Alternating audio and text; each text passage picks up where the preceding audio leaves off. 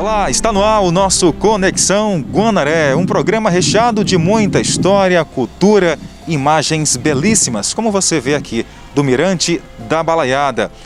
Começamos a gravar desde o ano passado, o início da pandemia, para levar até você um conteúdo inovador, diferenciado e com muita qualidade. Você vai ver aqui junto com a gente várias histórias bem interessantes, a começar do Mirante da Balaiada. Esse local que se tornou hoje um dos pontos turísticos mais importantes do Maranhão. O porquê se tornou isso para Caxias? Vamos voltar também um pouco há décadas atrás a falar sobre a Guerra da Balaiada. E você sabe por quê é considerado o Morro do Alecrim? A origem desse nome? Então vamos mostrar para você tudo isso e muito mais. Então vem comigo porque o programa está apenas começando.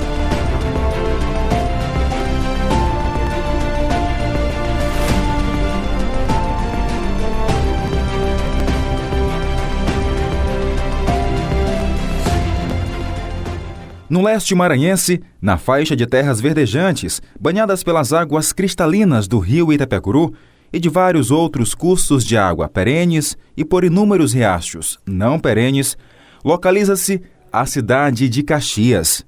A fartura aquífera da nossa região era mais intensa ainda no verão, quando as fortes chuvas criavam inúmeros cursos de águas não perenes. Esses córregos, riachos e regiões que vazavam eram formados pelas cheias dos rios mais caudalosos e pelo sangramento de lagos e açudes naturais, tornando mais fáceis a pesca e a caça artesanais.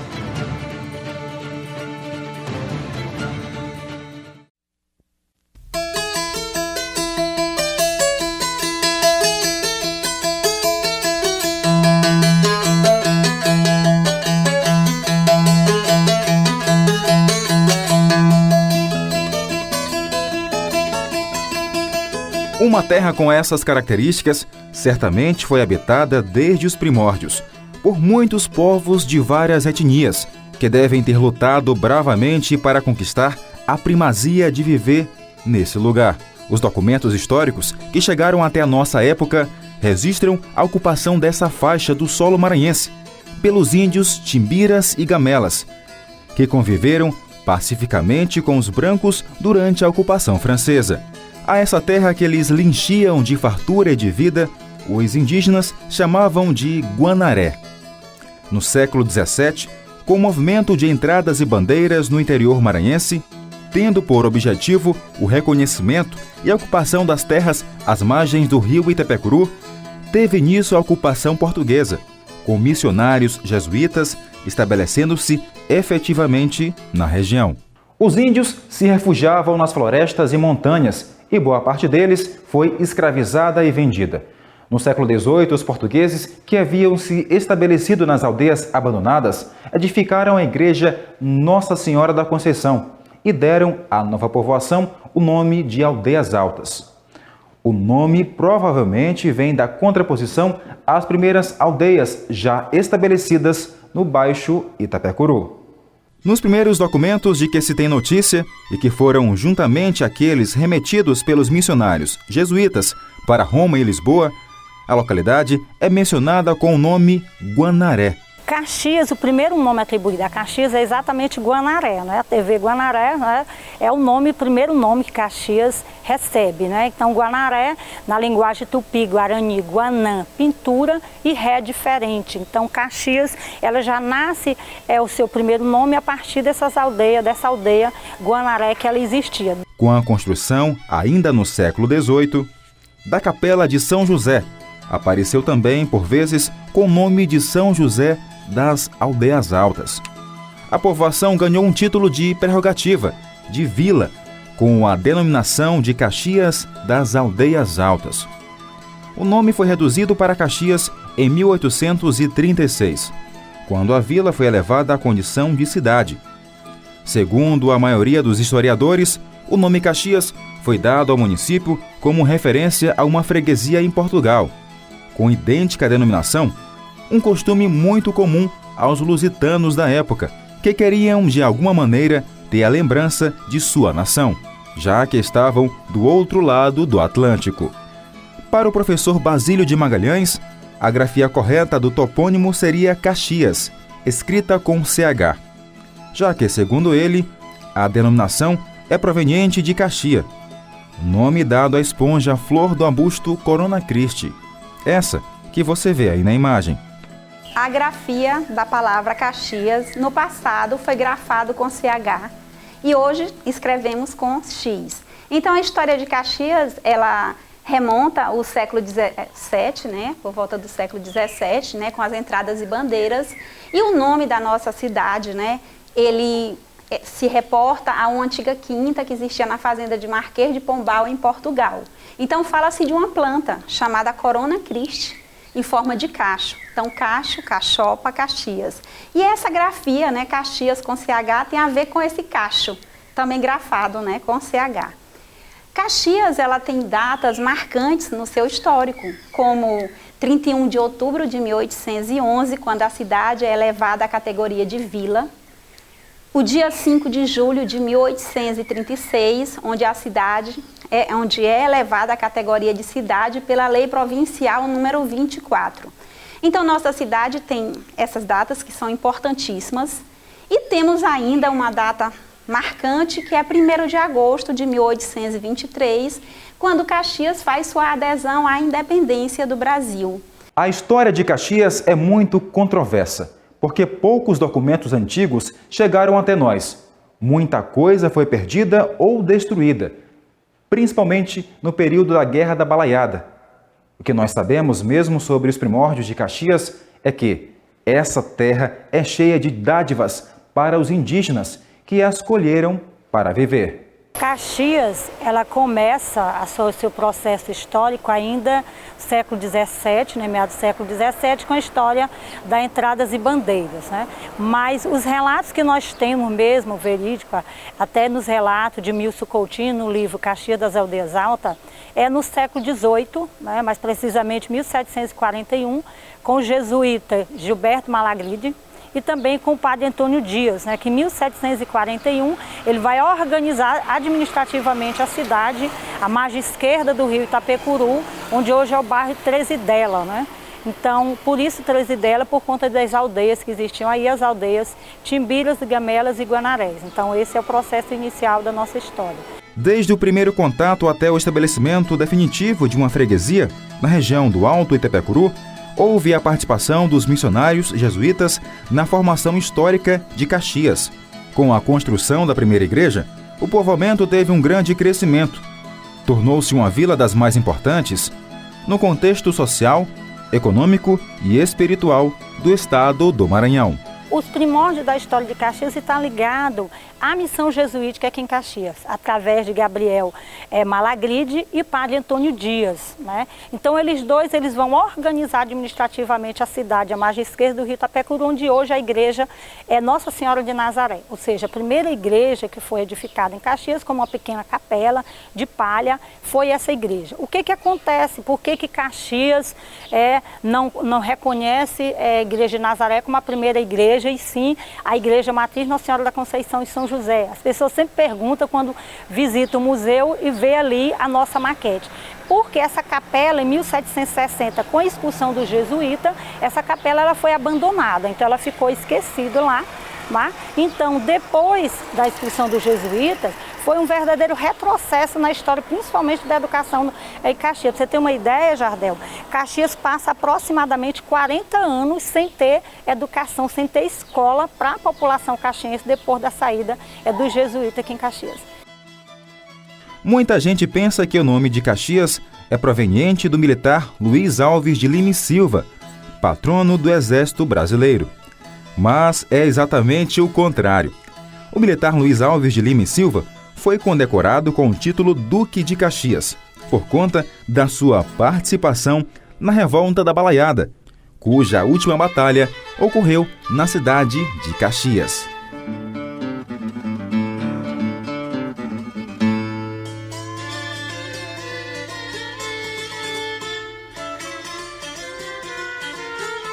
Daqui a pouco a gente continua contando muito mais sobre a história de Caxias, com muitos detalhes. A gente volta já.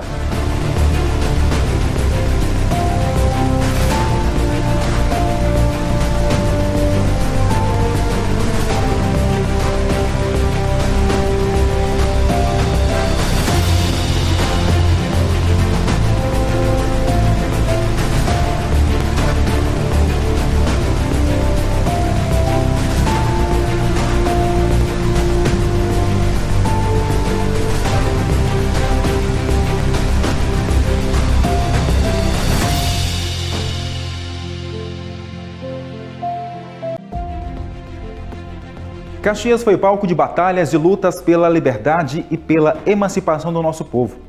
A história da independência do Brasil desenrolou-se de forma diferente na província do Maranhão. Aqui, os representantes da Corte de Portugal recusaram-se a aceitar o novo governo, proclamado por Dom Pedro I, que havia reivindicado para si o título de imperador do Brasil. Uma nova nação que não seria mais governada pelo reino português. Na província do Maranhão havia um grande número de funcionários públicos e negociantes de origem portuguesa. Além disso, as elites agrícolas e pecuaristas tinham fortes ligações com Portugal.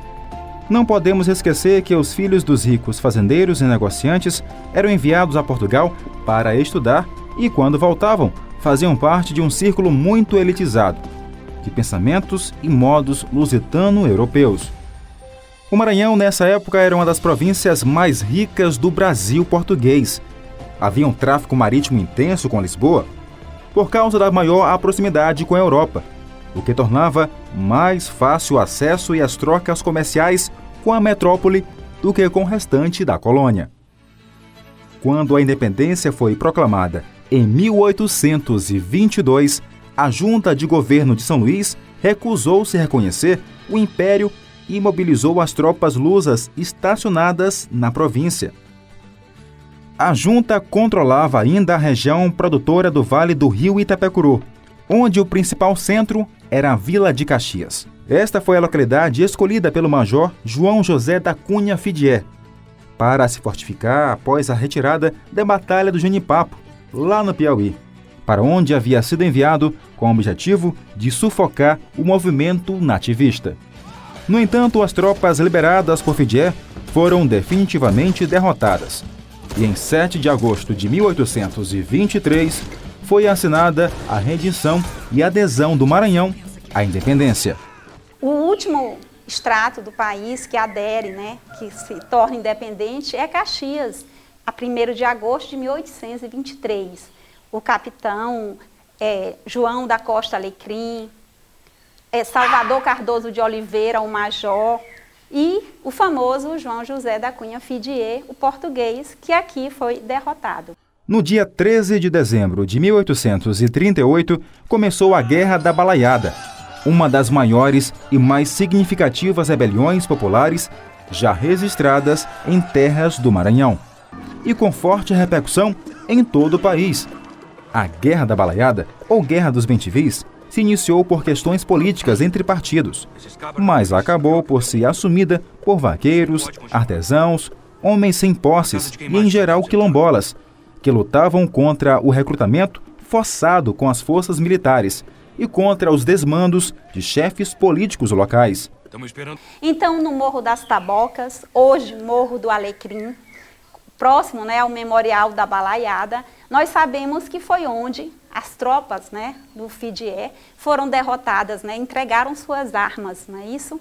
E é uma data comemorativa, bastante festejada no município de Caxias. Inclusive, muitas pessoas confundem o dia do aniversário com o dia da adesão. O aniversário é 5 de julho de 1836 e a adesão é 1º de agosto de 1823. Então, são datas que marcam nossa história. Caxias, a princesa do sertão maranhense.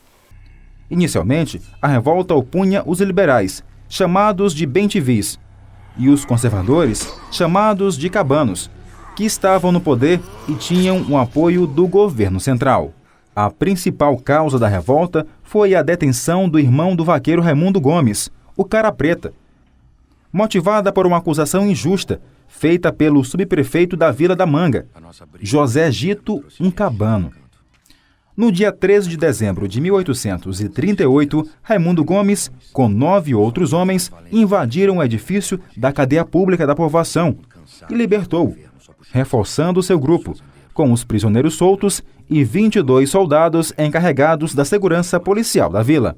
Raimundo Gomes conseguiu o apoio de Lívio Pedro Moura, o Malungueta, e Manuel Francisco dos Anjos Ferreira, também conhecido como Emanuel Balaio, o que deu nome ao movimento. Os revoltosos, após destruírem e saquearem fazendas e vilas, invertiram contra a Vila de Caxias, que sob a liderança civil de João Paulo Dias, e do capitão militar Ricardo Leão Sabino conseguiram resistir, inclusive com apoio de mulheres, durante 46 dias sob o cerco das tropas de Raimundo Gomes. A participação das mulheres no movimento Balaiada é muito importante, porque os homens que se envolveram no movimento, os vaqueiros, mestiços, índios, escravos, ex-escravos, brancos pobres, tinham esposas, tinham companheiras, tinham suas mulheres, suas famílias, suas mães. E essas mulheres ficam anônimas na história da balaiada. Então, nós precisamos ter um olhar mais aprofundado sobre as mulheres na história da balaiada. A profunda crise econômica e o quadro de miséria do sertanejo, dos artesãos e dos negros escravos e recém-libertados explicaram os rumos da tomada pela balaiada. De uma população de cerca de 200 mil habitantes da província, 90 mil eram escravos. Eram frequentes as manifestações de resistência servil às fugas, que deram origem ao número de quilombos. A pecuária extensiva, importante atividade econômica da região, formou uma camada de homens livres, pobres e sertanejos. O próprio enfraquecimento da economia exportadora desenvolveu as atividades de subsistência e promoveu a debandada da população. Essa camada popular era utilizada pela elite como ferramenta de luta das brigas pelo poder. A balaiada surgiu através do acirramento desses embates. O episódio da prisão do vaqueiro, irmão de Raimundo Gomes, foi o estopim para uma revolta que rapidamente espalhou-se pela província. Os bentivis tentaram se aproveitar politicamente da revolta, mas as condições sociais fizeram com que o movimento escapasse do controle das elites e assumisse um perfil popular, o que deixou os grupos dominantes em pânico. Quando os bentivis recuaram e tentaram uma conciliação com o governo central, a liderança passou para as mãos populares de um pobre fabricante de balaios, Manuel Francisco dos Anjos Ferreira, do vaqueiro Raimundo Gomes e do negro Cosme Bento das Chagas, os verdadeiros líderes da rebelião. As lutas se estenderam pelo Piauí e Ceará, fazendo com que os governantes da província do Maranhão pedissem a intervenção da coroa. O militar Luiz de Lima e Silva, o futuro Duque de Caxias, recebeu poderes absolutos para encerrar a revolta e punir severamente os que lutavam em nome da Guerra da Balaiada, o que só aconteceu no começo de 1841, deixando um saldo aproximadamente de 10 mil mortos. Só que ainda precisa se comprovar sobre quando o Cosme morre, que é um dos últimos líderes do movimento a morrer.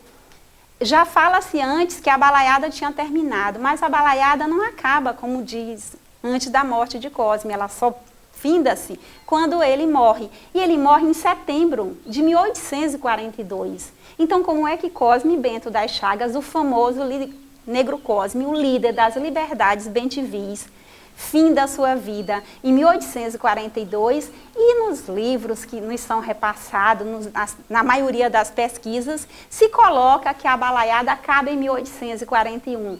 Então é algo que nós devemos, pesquisar. Hoje o local onde ocorreu a última batalha, no Morro do Alecrim, abriga o Memorial da Balaiada e o Mirante da Balaiada, de onde pode ser vista praticamente toda a cidade. Mas essa história você vai conferir no terceiro e último bloco. A gente volta já.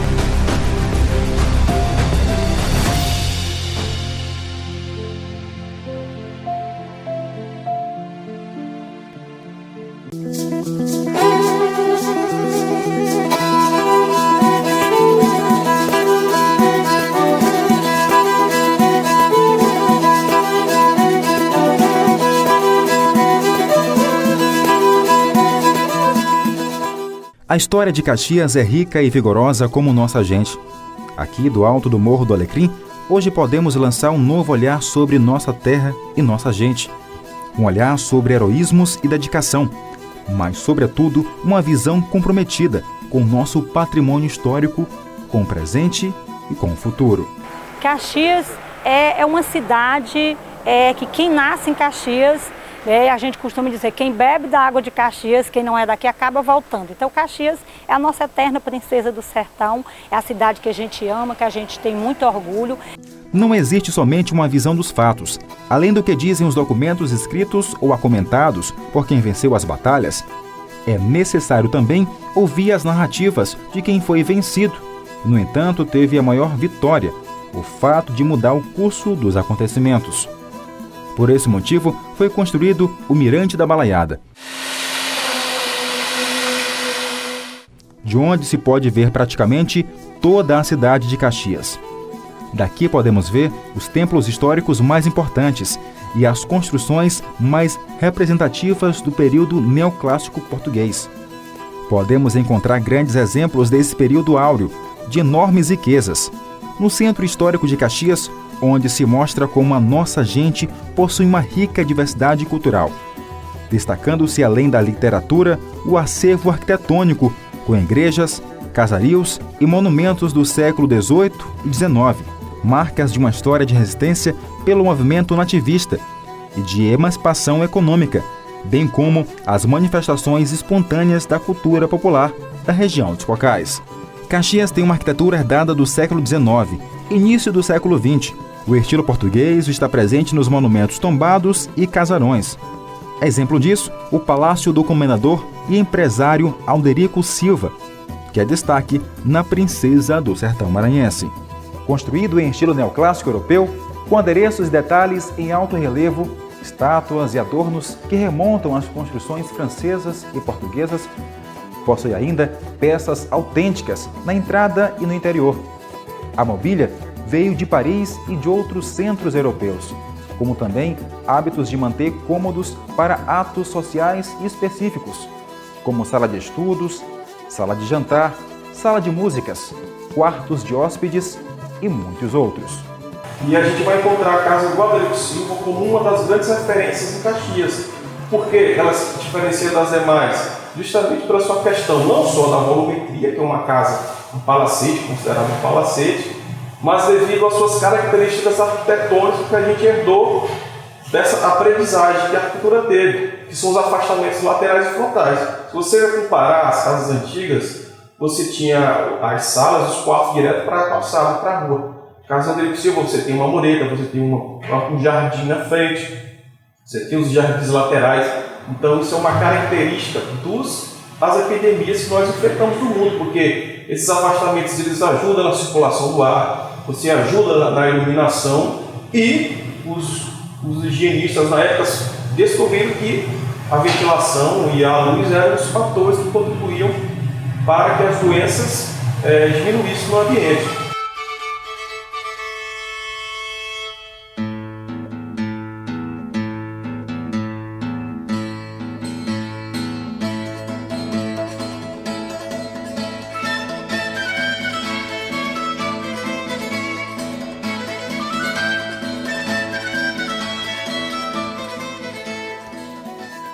A revitalização do Memorial da Balaiada foi um passo muito importante para a história de Caxias. Logo na entrada do sítio histórico, temos uma demonstração do apreço que nós caxienses temos com o nosso passado pela narrativa que contempla todos os segmentos da nossa sociedade. Ao lado do Duque de Caxias, temos as estátuas de líderes sertanejos, pessoas do povo, indígenas, mestiços, quilombolas e artesãos que lutaram para fazer dessa terra um lugar melhor de se viver. Uma obra de revitalização da cidade e, acima de tudo, de valorização da nossa história, da Guerra da Balaiada, onde o público poderá acoplar o conhecimento da sua cultura a essa parte de lazer. Oferecer ao público de Caxias e todos os visitantes, a todos os turistas, uma obra como esta é o desejo de qualquer gestor. E eu tenho certeza que Caxias tem um grande porte para estar oferecendo a todos uma qualidade de vida mais saudável, mais atraente, mais agradável. O Mirante da Balaiada é outra forma de manter viva a história de Caxias, de atrair mais e mais pessoas, não apenas os turistas, mas os próprios nascidos em nossa cidade, para conhecer mais sobre o nosso passado, contemplar o que fizemos hoje e vislumbrar um pouco do que podemos fazer no futuro. Cada dia galgando, almejando mais frutos para construir a cidade que a gente quer, transformando a cidade realmente no potencial que ela tem e fazendo com que a cidade de Caxias chegue a ser de volta ao título que ela sempre teve, a Princesa do Sertão.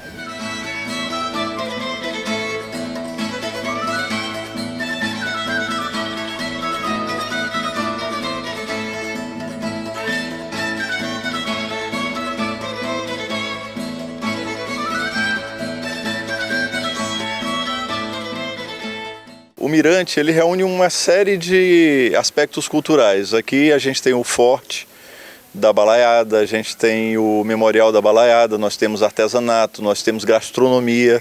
E o Mirante virou referência hoje de vários eventos culturais que acontecem em Caxias. Apesar da gente ter também ecologia, que a gente tem uma trilha maravilhosa aqui. É uma cidade com grande potencial turístico, um grande potencial literário. Caxias é imortalizada por grandes nomes. A falar, Gonçalves Dias, Coelho Neto, Vespasiano Ramos, Raimundo Teixeira Mendes e os caxienses atuais que fazem a história da nossa cidade, o desembargador Arthur Almada Lima, o Ibson Carvalho, Carvalho Júnior, Edmilson Sanches, o saudoso Manuel de Páscoa, Medeiros Teixeira, tantos outros. Então Caxias é uma terra que realmente nos enche de orgulho. Ser caxiense é ter um coração que bate sempre, com muito amor. Caxias é uma terra que vale a pena se morar aqui. Esse aqui é o ponto mais alto do Mirante da Balaiada. A impressão que a gente tem é que está em meio realmente à altura das árvores, a copa das árvores, cerca de 20 metros de altura. E mesmo vindo aqui várias vezes, a emoção é sempre nova. Vem para cá porque aqui é o ponto que as pessoas encontram, né, a visão panorâmica de toda a cidade de Caxias. E realmente, para quem tem um pouco medo de altura, né, é tranquilo, porque tem toda uma segurança, as os profissionais daqui auxiliam, sempre acompanham quem visita o Mirante da Balaiada. E chegar aqui em cima, olhar essa imagem, é realmente de encher os olhos. E até traz uma inspiração. Por isso que Gonçalves Dias falou tanto dessa terra. Minha terra tem palmeiras onde canta o sabiá.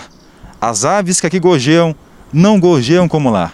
E tendo essa imagem panorâmica da cidade e contemplar tudo isso, é maravilhoso. É amor para mais 200 anos. É amor, é paixão, é alegria. É muito amor por Caxias. É amor pra mais 200 anos. É amor, é paixão, é alegria. É muito amor por Caxias. Só quem conhece e quem mora aqui sabe como é esse amor que pulsa forte em nós, seja homem, menino ou mulher. Caxias dos seus casarões, dos sobrados dos poetas, do bumba-boi da quadrilha, do povo fazendo festa. Caxias de tantas histórias, de tantas glórias, é assim. Caxias do Itapecuru, do Morro do Alecrim.